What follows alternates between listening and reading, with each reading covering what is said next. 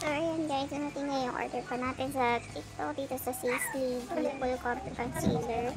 Meron na nga pala siyang free. Bali 1 plus 2 na siya. Meron na siyang kasamang sponge and purifying cleansing balm.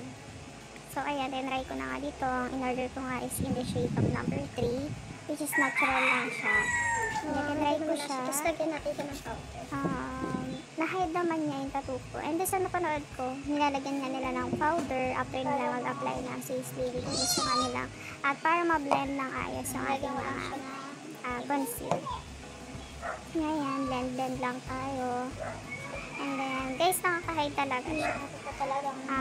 I suggest, mas maganda siguro guys kung meron, gamitan muna natin ng contour para ma-correct yung color bago natin lagyan ng Sisley na concealer para mas ma-hide yung ating mga tattoo. Pero, effective naman siya guys yung Sisley.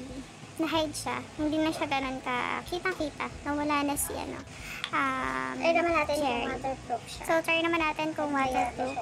Test natin siya gamit ang tubig. Spray lang natin. Try natin kung talagang hindi siya matatanggal. Or waterproof siya. Yan guys. Basang-basa na yan. And kita nyo naman na hindi talaga siya natatanggal. So, for me, maganda rin siya pang-hide ng tattoo natin guys. I suggest contour muna before Sisley.